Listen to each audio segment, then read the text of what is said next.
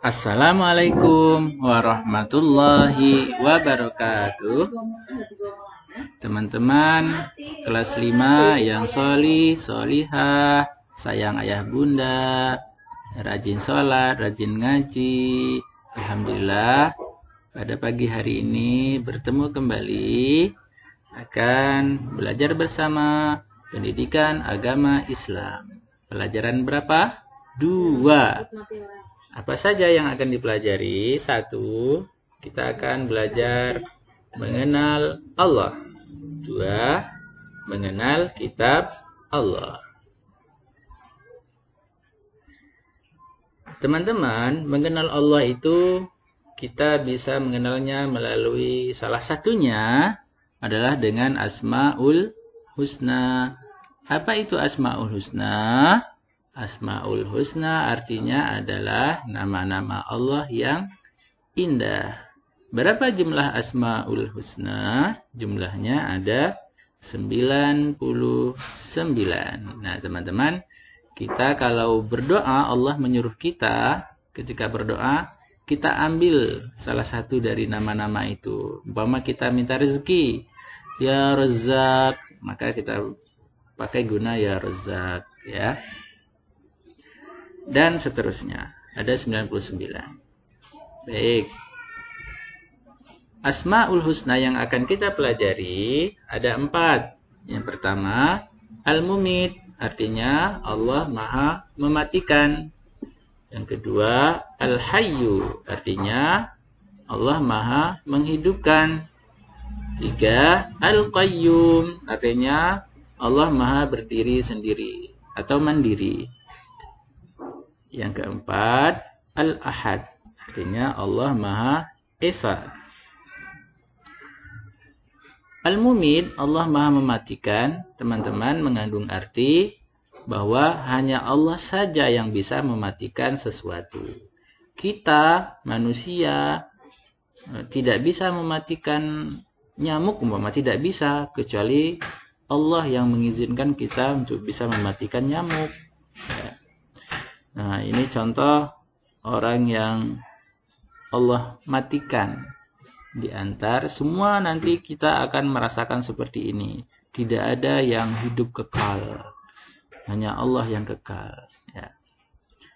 Banyak orang yang sakit dikira dia akan segera meninggal. Ternyata tidak. Ternyata yang meninggal duluan adalah orang yang segar bugar. Nah, jadi teman-teman, Allah mematikan itu kita tidak tahu kapan Allah akan mematikan kita. Maka bagaimana sikap kita ketika Allah Maha mematikan? Perilaku terbudi yang kita lakukan adalah kita rajin ibadah. Kenapa? Karena ibadah ini yang akan menjadi bekal kita nanti ketika kita meninggal. Ya, amal baik, ibadahnya sungguh-sungguh. Ya, rajin sholat, berkatanya juga berkata yang baik, tidak berkata-kata yang menyakiti orang lain, tidak berkata-kata yang tidak sopan, ya. Lanjut, berikutnya Al-Hayyu, Allah Maha hidup. Jadi hanya Allah yang hidup selama-lamanya. Semua makhluk Allah akan mengalami yang namanya kematian. Kullu syai'in halikun illa wajhah. Semua akan hancur, akan rusak, akan binasa, akan mati. Illa wajhah, kecuali Allah Subhanahu wa ta'ala. Lalu bagaimana perilaku kita untuk mengimani Al-Hayyu? Yaitu merawat badan dengan sebaik-baiknya. Seperti apa?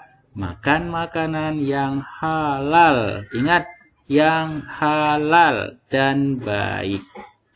Halal cara mendapatkannya bukan seperti minuman keras, itu tidak halal, atau mengambil barang orang lain, makan barang orang lain, itu tidak halal. Dan baik, nah, artinya baik, berguna bagi tubuh, tidak asal makan, ya, makanan yang sudah tidak baik, yang sudah basi dimakan. Nah, ini contohnya memakan makanan yang baik dan halal.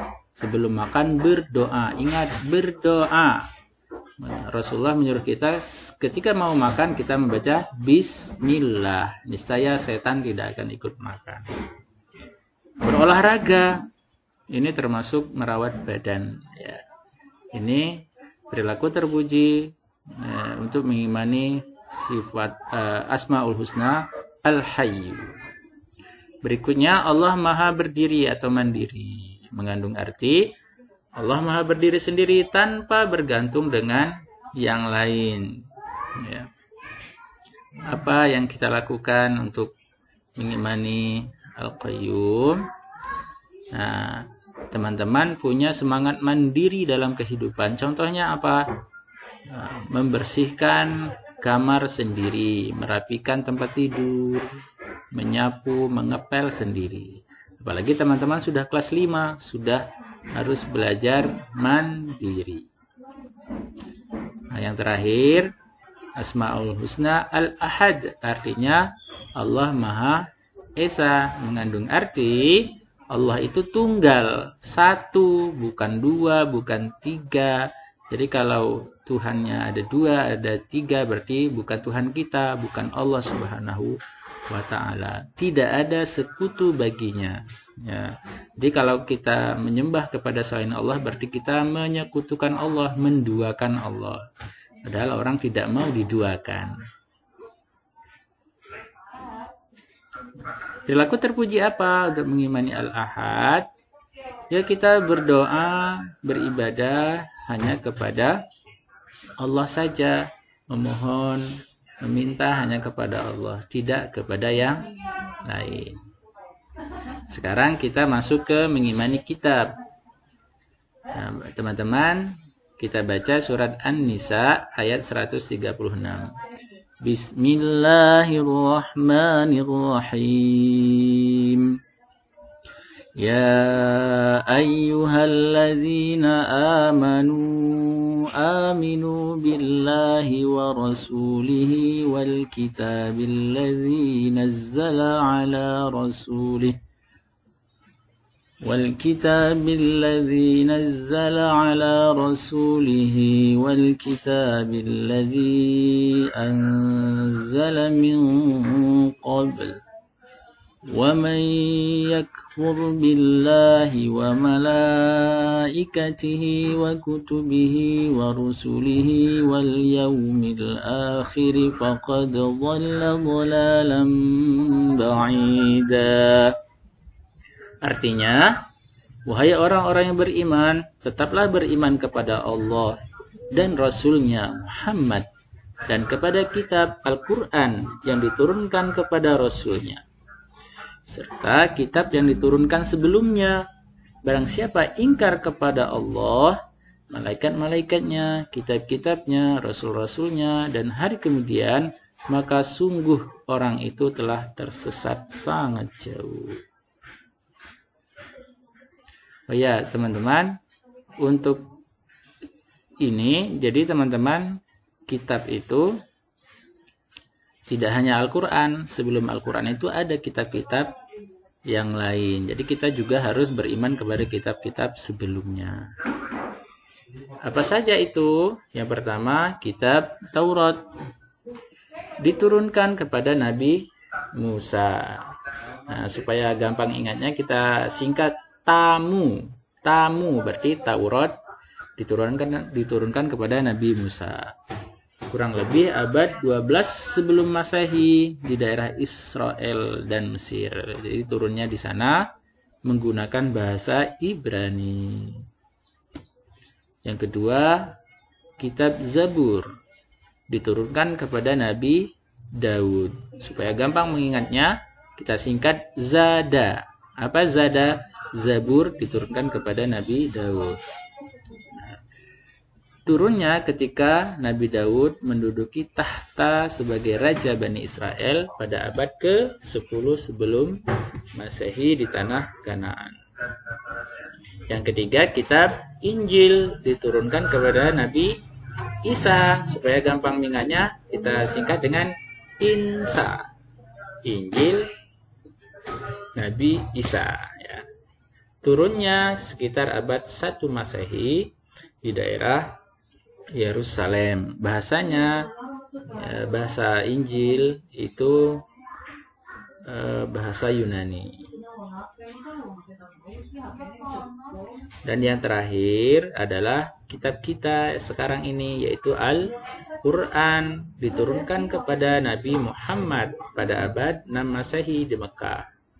Turunnya Al-Quran atau dikenal dengan Nuzulul Quran terjadi pertama kali ketika Rasulullah menyendiri di Gua Hira. Turunnya Al-Quran menandai Nabi Muhammad diangkat sebagai Rasul.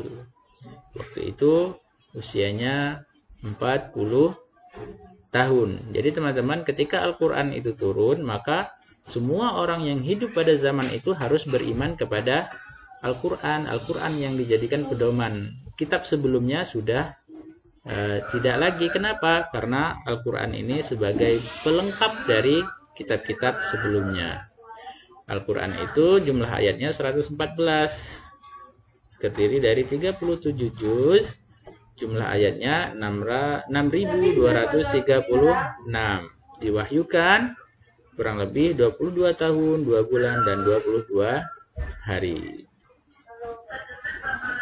Nah, Al-Quran ini diturunkan kepada seluruh umat manusia sampai akhir zaman, sampai dunia ini kiamat. Baik teman-teman, apa kitab membawa ajaran terpuji yang pertama? Banyak sekali teman-teman. Ajaran terpuji kepada Sang Pencipta. Coba lihat, ini ada teman yang sedang sholat, ada yang berdoa. Ya, berdoa dan sholat itu hanya untuk Allah Subhanahu wa Ta'ala. Tentu teman-teman rajin sholat dan rajin berdoa teman-teman kan. Apalagi kalau laki-laki, maka sholatnya di masjid atau musola diusahakan ya. Berikutnya, kitab juga mengajarkan ajaran terpuji kepada sesama manusia. Coba lihat, anak saling bersalaman, tidak bertengkar, tidak berkelahi, menolong teman yang jatuh dari sepeda. Ajaran terpuji juga dari Al-Quran itu ajaran terpuji kepada hewan dan tumbuhan. Coba lihat, ada bapak-bapak sedang memberi makan ayam. Ada anak yang cantik itu sedang merawat tanaman. Berikutnya, ajaran terpuji kepada diri sendiri. Nah, ada yang sedang potong kuku, apalagi hari Jumat itu disunahkan untuk potong kuku. Jangan sampai kukunya panjang. Kalau kukunya panjang, disitulah tempat jin, itu salah satu tempat jin masuk kepada tubuh manusia. Ada yang berdandan, ya, ada yang berkaca supaya rapi.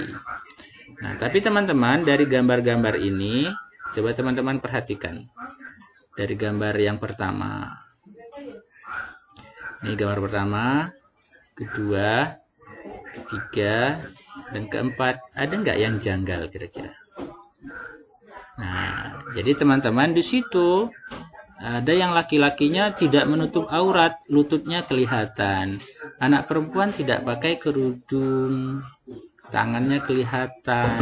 Padahal ini juga ajaran dari ajaran terpuji Al-Quran. Laki-laki tetap menutup aurat, lututnya jangan sampai kelihatan. Perempuan juga menutup aurat, rambutnya jangan sampai kelihatan, tangannya jangan sampai kelihatan, kakinya juga. Ya, karena ini merupakan ajaran dari Al-Quran, ajaran dari Allah. Nah, ketika aurat kita terlihat oleh orang lain, pada saat itulah dosa kita terus mengalir. Karena apa? Ya, kewajiban kita menutup aurat, tapi auratnya kelihatan. Jadi teman-teman harus tetap menjaga auratnya, kecuali di dalam rumah yang dilihat oleh mahram. Tugas: sebutkan 4 Asmaul Husna dan artinya. Jadi sebutkan, direkam suaranya, lalu dikirimkan. 4 yang tadi yang sudah kita pelajari disebutkan beserta artinya. 2, melakukan sesuatu yang menunjukkan keimanan kepada kitab Allah yang diturunkan kepada Rasul. Tadi ada contoh-contoh ya teman-teman, lakukan satu saja, difoto ketika sedang melakukan, lalu dikirimkan fotonya disertai keterangan. Baik teman-teman, selesai sudah pelajaran pada hari ini. Mudah-mudahan teman-teman dan Ustadz juga bisa mengambil pelajaran ini dan bisa dipraktekkan dalam kehidupan sehari-hari. Kita akhiri dengan hamdalah, alhamdulillahirabbil alamin. Wassalamualaikum warahmatullahi wabarakatuh.